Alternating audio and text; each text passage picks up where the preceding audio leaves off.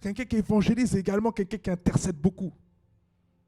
C'est pour ça que les appels sont liés. Tu es évangéliste, tu es intercesseur en même temps. Amen. Parce que tu vas prier pour les gens, prier pour les âmes.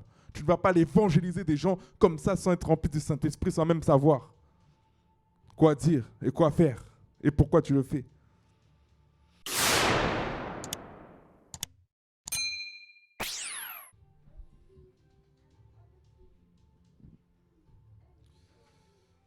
Donc aujourd'hui, nous allons commencer une série d'enseignements qui s'intitule « Une église engagée pour les âmes ». Et le message du jour est 6 points pour entretenir le feu de l'engagement. 6 points pour entretenir le feu de l'engagement.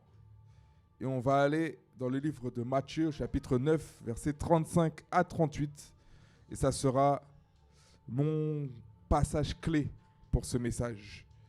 Donc il est écrit dans le livre de Matthieu, chapitre 9, verset 35. Jésus parcourait toutes les villes et les villages, enseignant dans les synagogues, prêchant la bonne nouvelle du royaume et guérissant toute maladie et toute infirmité. Verset 36. Voyant la foule, il fut ému de compassion pour elle, parce qu'elle était languissante et abattue, comme des brebis qui n'ont point de berger. Vous savez, c'est quoi être languissant? C'est quand vous êtes, quand vous venez à l'église et vous n'avez pas le moral et que vous êtes fatigué de la semaine, que vous êtes totalement vidé de votre énergie parce que le diable, le monde a mangé toute votre énergie vitale et que vous venez le dimanche languissant, c'est comme ça, vous venez abattu, tête baissée, en train de traîner votre corps. Et ça, c'est un des signes qui montre qu'on n'a pas entretenu le feu durant la semaine. Parce qu'on doit être très équilibré en tant que chrétien et on ne doit jamais donner notre 100% au monde. Un travail ne doit jamais prendre ton 100%. Le Seigneur renouvelle tes forces chaque matin, la Bible dit. Mais ne donne pas toutes tes forces, toute ta force que tu as, tu donnes à ton travail. Non, donne cette force-là à Dieu, parce que lui, il va la renouveler. Amen. Donc pour introduire, je vais parler de l'appel et de l'engagement. Une église engagée, ce n'est pas une église assise. Jésus n'est pas resté dans le temple assis. Jésus est sorti vers les foules. L'engagement, c'est une réponse d'amour. Quand on a goûté au salut, on veut également que les autres puissent y goûter aussi. Beaucoup veulent des bénédictions. Les bénédictions qui viennent du royaume de Dieu. Mais ils ne veulent pas porter la charge, la responsabilité qui va avec. Dieu cherche des cœurs disponibles, pas des talents spectaculaires. Parce que tu peux avoir tous les talents du monde. Si ton cœur n'est pas disponible pour Dieu, ce talent-là te sert. Ces talents-là te servent à rien, absolument à rien. Et on va lire un verset clé dans le livre de Romains, chapitre 12, au verset 1 à 2. Il est écrit: je vous exhorte donc, frères, par les compassions de Dieu, à offrir vos corps comme un sacrifice vivant, saint, agréable à Dieu. Ce qui sera de votre part un culte raisonnable. Donnez-vous au Seigneur. Donnons-nous au Seigneur comme un sacrifice vivant. Vous savez, l'engagement, c'est un sacrifice. Tu ne peux pas être engagé et rester dans ta zone de confort. Tu dois sortir de ta zone de confort. Et je vais commencer avec mon point numéro 1 maintenant. L'engagement commence par la vision. L'engagement commence par la vision.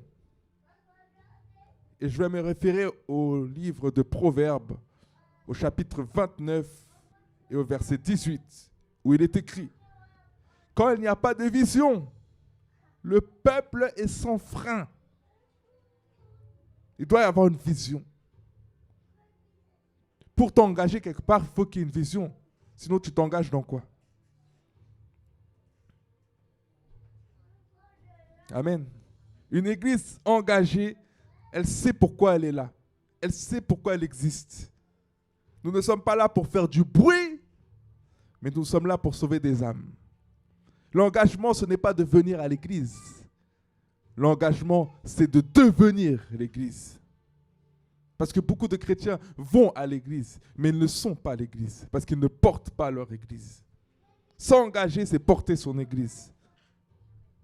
Quand tu comprendras la vision de tout chrétien, tu comprendras ton rôle, tu t'engageras tout naturellement. Gagner des âmes, faire des disciples, impacter notre ville dans laquelle nous sommes implantés, c'est ça notre mission numéro 1. Et ensuite, on va impacter les nations parce qu'on ne va pas s'arrêter à Noisy-le-Grand. Amen. Jésus a dit dans le livre de Jean, chapitre 4, verset 34, « Ma nourriture est de faire la volonté de qui? De celui qui m'a envoyé et d'accomplir son œuvre. » Ça, c'est notre nourriture. Ça, c'est notre source. C'est notre raison d'être actuellement. De faire la volonté du Père, de celui qui nous a envoyés. C'est notre raison d'être. On n'a pas d'autre raison d'être les êtres humains parce qu'on a été créés par Dieu pour son beau plaisir. Donc on n'a pas été créé par Dieu pour vivre notre vie, pour faire la vida loca.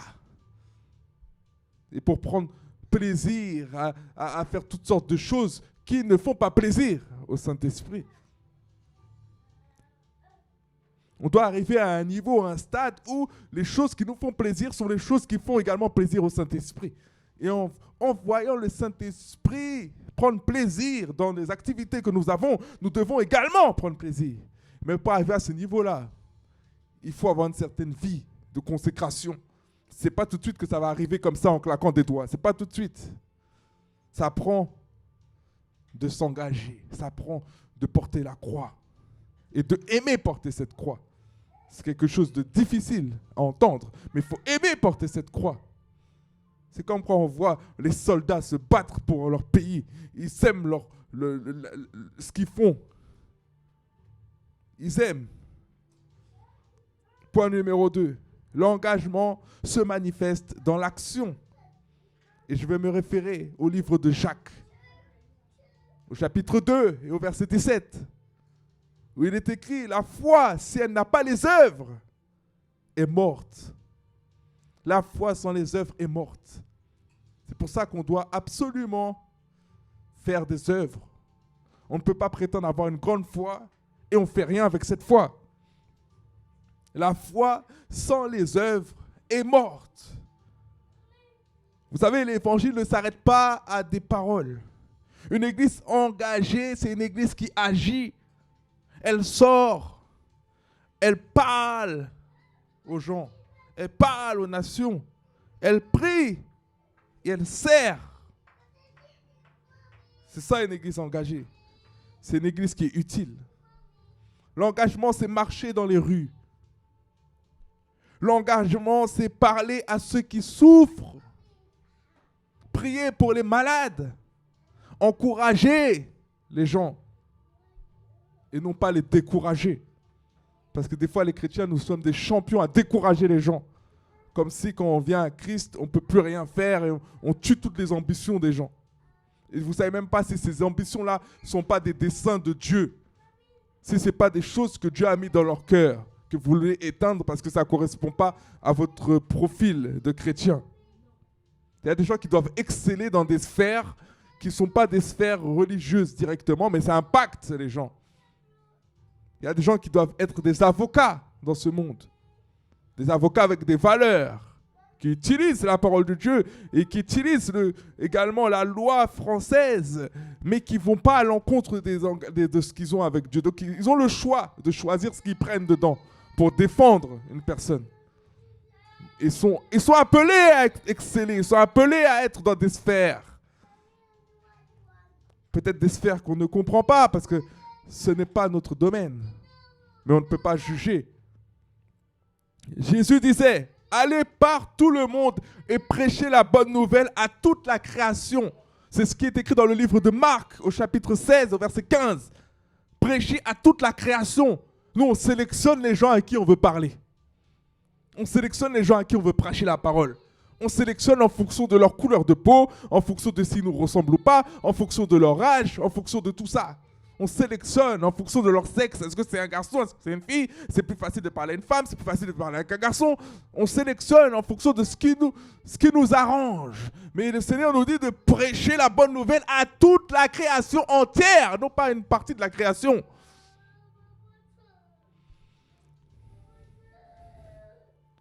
Même tes collègues. Des fois, il y en a, ils ne parlent pas de Jésus parce qu'ils ont peur. Ils ont peur des persécutions et des tribulations.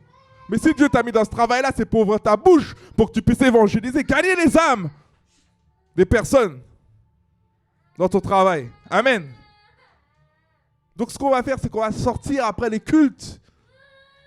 Et ça, c'est l'expression concrète de cette parole qui nous dit de gagner les âmes que le Seigneur nous donne. Nous ne faisons pas une activité religieuse, mais nous accomplissons une mission céleste. Une mission céleste. Nous accomplissons une mission céleste. C'est ça que Dieu nous demande de faire. Amen. Point numéro 3. L'engagement naît d'un cœur de compassion. L'engagement naît d'un cœur de compassion. Tu dois avoir de la compassion comme on a lu tout à l'heure dans le livre de Matthieu chapitre 9, versets 35 à 36. On a lu que Jésus était ému, rempli de compassion. Et qu'il voyait une foule languissante, des personnes qui soupiraient, des personnes qui souffraient. Il guérissait tous les malades, la Bible nous dit. Voyant la foule, il fut ému de compassion pour elle.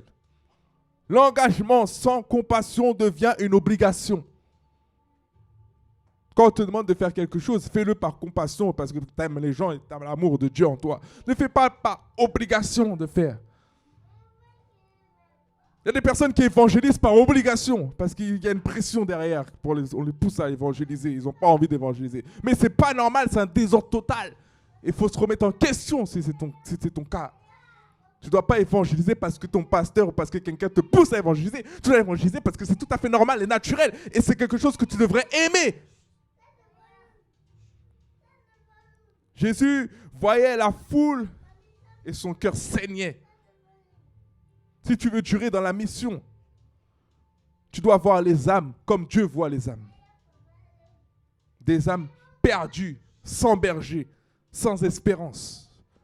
Parce que oui, toutes ces personnes-là dans la rue n'ont pas d'église, n'ont pas de pasteur, n'ont pas de repère et ne connaissent même pas les Écritures.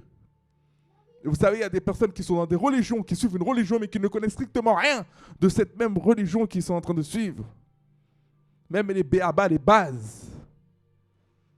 Il faut aller parler aux gens pour s'en rendre compte dehors. Quand les personnes te disent qu'ils sont chrétiens, et puis en même temps te disent qu'on peut prier avec les musulmans, on peut prier n'importe où, c'est un manque d'enseignement. La Bible dit que son peuple périt par manque de connaissance. Et ça fait mal au cœur. Et donc il faut absolument instruire les gens dans les rues pour que les gens puissent avoir la connaissance qui les libère. Quelle connaissance libère les hommes? La connaissance de la vérité. C'est la vérité qui libère. C'est la vérité qui rend libre. Et c'est quoi la vérité? C'est la parole de Dieu. Et la parole de Dieu, c'est qui? C'est Jésus. Donc Jésus libère au travers de sa parole. Cette connaissance-là libère.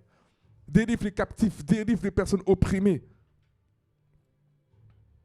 Et tu ne porteras jamais de fruits tant que ton cœur ne pleure pas pour les âmes. Tant que ton cœur ne crie pas pour les âmes, ton zèle est temporaire, éphémère.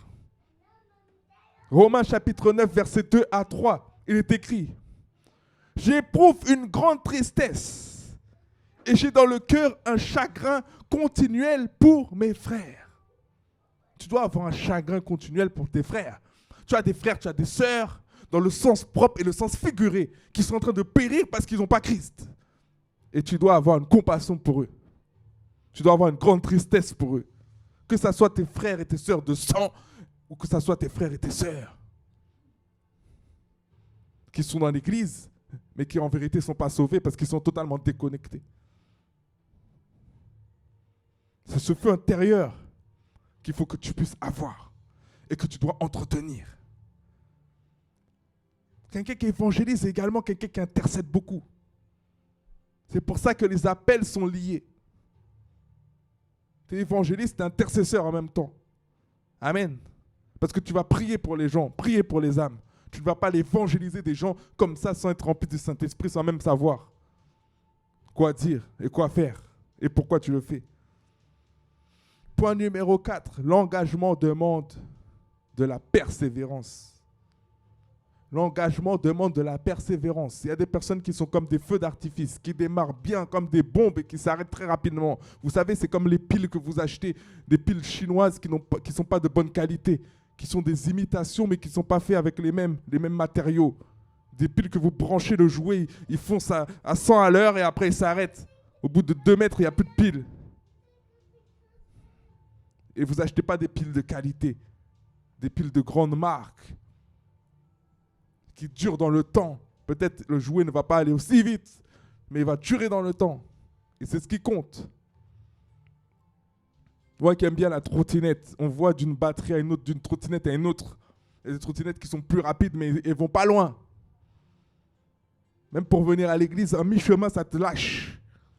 Et il y en a d'autres qui vont moins vite, qui sont plus robustes, qui sont plus confortables et qui vont beaucoup plus loin. Ne soyons pas ce type-là de batterie qui sont rapides au début mais qui n'allont pas loin. Soyons ceux qui sont endurants. L'engagement demande de la persévérance. Galates chapitre 6, verset 9. Ne nous lassons pas de faire le bien. Ne te lasse pas. Des fois, tu fais le bien une journée, ça y est, tu es saturé pour le mois. Non, fais le bien tous les jours de ta vie. Ne nous lassons pas de faire le bien, car nous moissonnerons au temps convenable. Des fois, nous attendons la moisson, nous attendons de moissonner dans le temps qu'on a donné à Dieu. La Bible dit dans le temps convenable. Le temps convenable n'est pas forcément le timing que tu as. Ton timing n'est pas forcément le temps convenable. Dieu est un Dieu d'excellence. Donc Dieu sait quand il doit te donner cette chose-là. S'il te donne cette chose-là au mauvais timing, dans le mauvais timing, tu vas la détruire. C'est comme donner une voiture à un enfant. C'est comme donner une voiture à un adolescent qui n'a pas encore le permis. Ce n'est pas que la voiture n'est pas bonne, c'est que la voiture entre ces mains-là est une arme.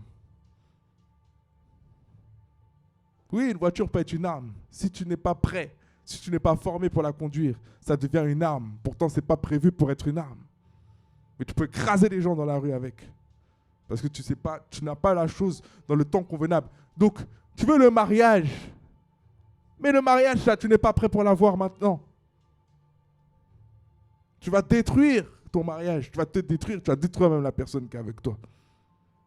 Ça, Dieu nous donne les choses au temps convenable.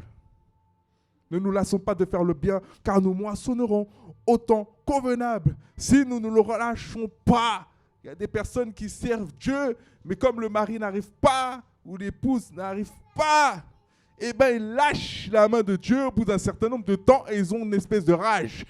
Elles deviennent enragées quand on parle de Dieu, parce qu'elles estiment que Dieu ne les a pas bénies et Dieu les a oubliées. Dans ce cas-là, il y a plein de femmes dans la Bible qui auraient arrêté de servir Dieu. Qu'en est-il de Anne et de Pénina? Qu'en est-il de Sarah? Qu'en est-il de ces femmes dans la parole de Dieu qui n'ont pas forcément été bénies immédiatement avec un enfant? L'engagement n'est pas un coup de feu, c'est un style de vie. C'est un style de vie. Un pétard fait beaucoup de bruit. Un coup de feu fait beaucoup de bruit, mais après c'est fini. C'est terminé. Et nous, des fois, on fait beaucoup de bruit, mais on vise mal. On vise mal. Et on a très peu de résultats. C'est comme si nous avions une arme avec une balle, mais nous tirons mal. Nous ratons la cible.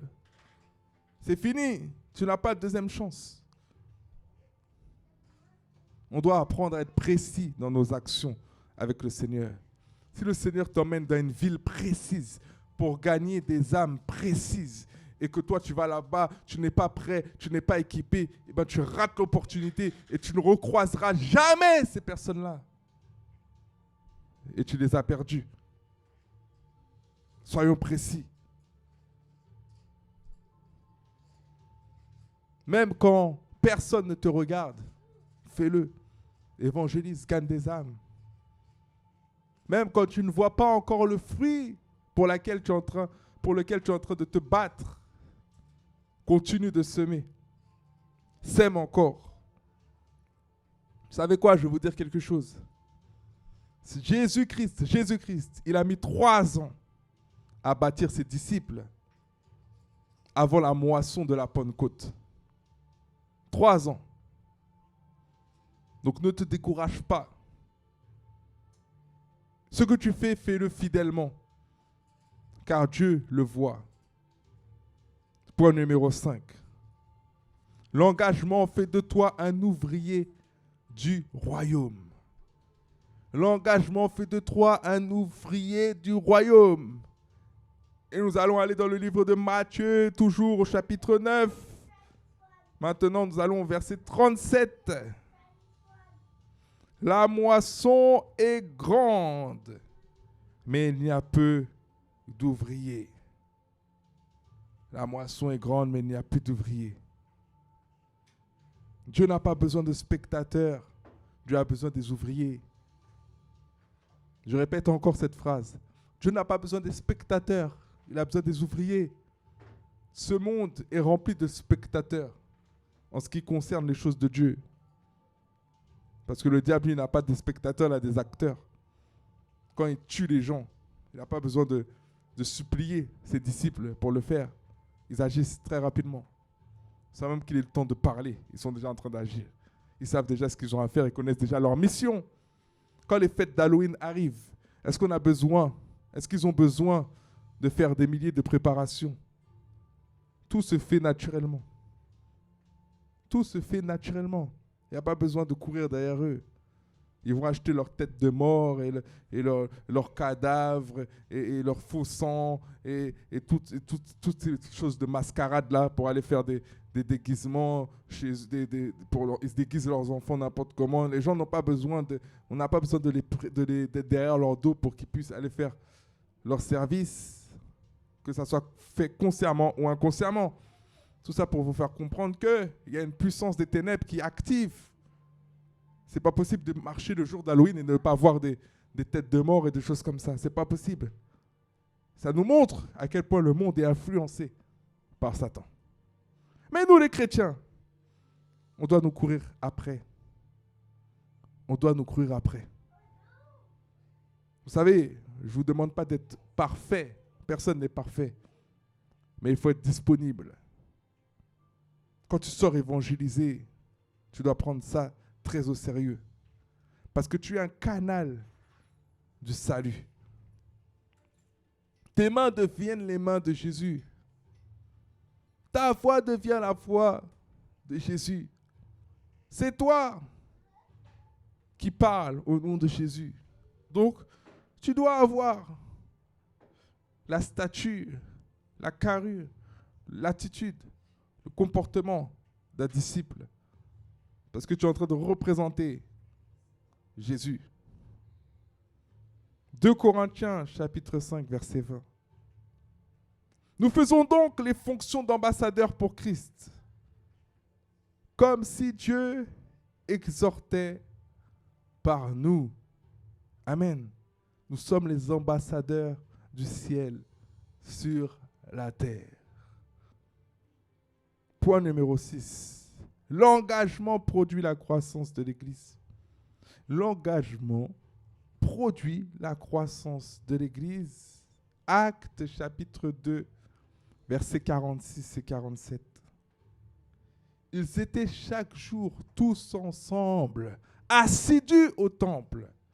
Ils rompaient le pain dans les maisons.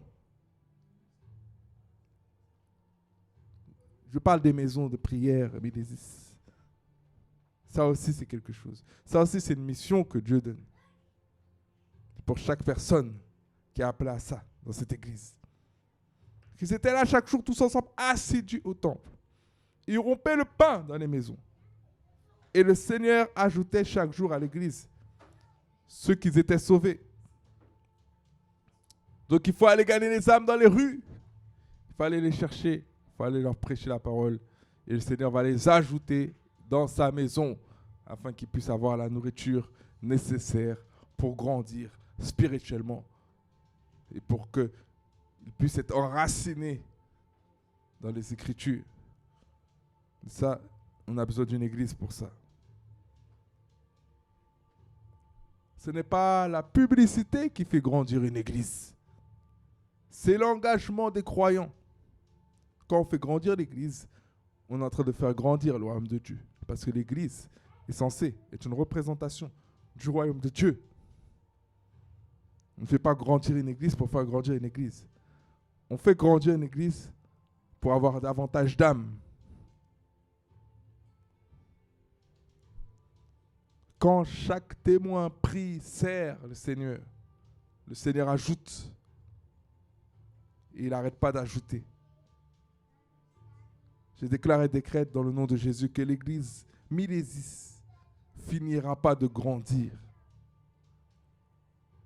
Et elle grandira à mesure que son feu pour l'évangélisation grandira. Si nous voulons voir la gloire de Dieu, nous devons sortir dans les rues. La gloire de Dieu n'est pas seulement dans le temple. La gloire de Dieu également dehors. Elle est là où il y a la moisson. Amen. Et je vais conclure maintenant ce message en te demandant de t'engager de nouveau. Aujourd'hui, Dieu cherche des hommes et des femmes disponibles. Il cherche des personnes, comme on a vu la semaine précédente dans le livre d'Ésaïe, qui disent « Me voici, Seigneur, envoie-moi ». C'est ce genre de profil que Dieu cherche partout, constamment, tout le temps. Soyons de ceux qui relevons le défi, qui acceptons la mission, qui portons la croix. Engage-toi. Engage-toi à prier pour les âmes. Engage-toi à sortir régulièrement pour témoigner. Engage-toi à servir dans l'église. Engage-toi à aimer sans relâche. Je vous appelle à vous engager. Et j'invite l'église à prendre un moment de prière, maintenant, avec moi, tous ensemble. Seigneur, aujourd'hui, je décide de m'engager sincèrement avec toi pour ton œuvre. Seigneur, aide-moi à gagner des âmes. Aide-moi à être un ou une disciple, assoiffé, à être un ou une disciple, ancré dans ta parole.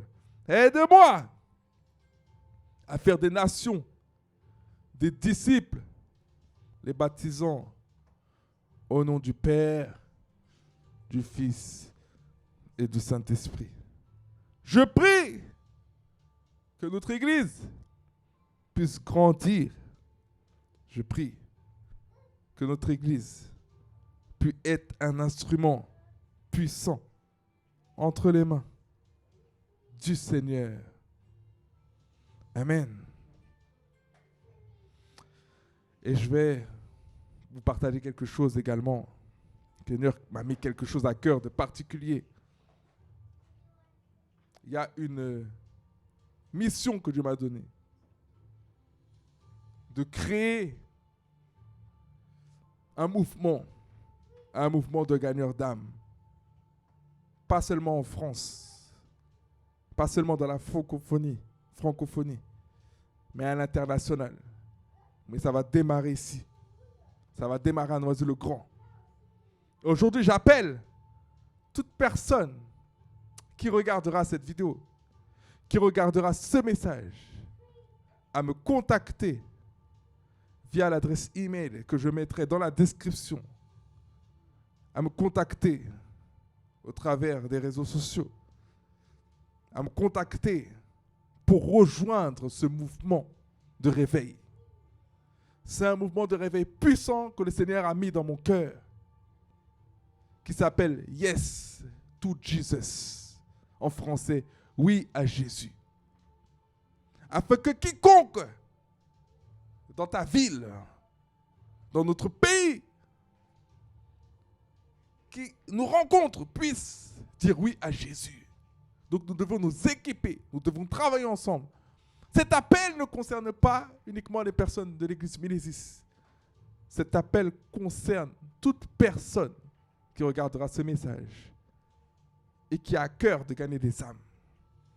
Nous allons mettre en place des actions concrètes, des mouvements concrets pour gagner les âmes massivement. Et pour cela, j'ai besoin de personnes solides, de personnes zélées, qui ne seront pas comme des feux d'artifice à commencer rapidement, mais à ne pas durer dans le temps. Des personnes qui prendront cette mission à cœur, afin que nous puissions conquérir les banlieues, l'Île-de-France, la francophonie et le monde entier. Pour l'unique, mais je dis vraiment unique gloire, celle de Jésus-Christ. Afin que quiconque sur la terre puisse recevoir Christ et puisse recevoir le salut éternel. Et sur cette parole, je prie que le Seigneur puisse vous bénir parce que vous avez répondu présent à cet appel. La Bible nous dit de faire de toutes les nations des disciples. Et aujourd'hui, c'est ce que je décide de faire. Et je m'engage personnellement à le faire dans le nom de Jésus-Christ. Seigneur, je prie maintenant pour quiconque veut suivre ce mouvement. Yes to Jesus. Que tu puisses la toucher maintenant là où elle est. Que tu puisses la saisir d'un feu. Qu'elle puisse être embrasée, motivée. Qu'elle puisse rentrer avec un zèle dans cette mission. Dans le nom puissant de Jésus. Amen. Et je prie également pour une personne qui regarde cette vidéo, une personne ici, peu importe, qui a à cœur de suivre Christ, qui a à cœur de mettre Jésus en priorité dans sa vie, qui a à cœur de faire de Jésus son Seigneur et son Sauveur. Et je vais te demander tout simplement de faire cette prière avec moi, afin que tu puisses passer du monde des ténèbres au royaume de Dieu, que tu puisses rentrer dans l'admirable lumière de notre Sauveur. Tu vas simplement répéter, Seigneur Jésus, aujourd'hui, je décide de devenir ton disciple. Je décide d'obéir à tes commandements, d'obéir à tes instructions, d'obéir à tout ce que tu me diras, sans rechigner, sans me plaindre, sans murmurer. Seigneur, je prie pour une totale transformation. Je prie, Seigneur, pour le pardon de tous mes péchés. Je me repens sincèrement et je veux un nouveau départ aujourd'hui. Dans le nom puissant de Jésus. J'ai ainsi prié. Amen, amen, amen.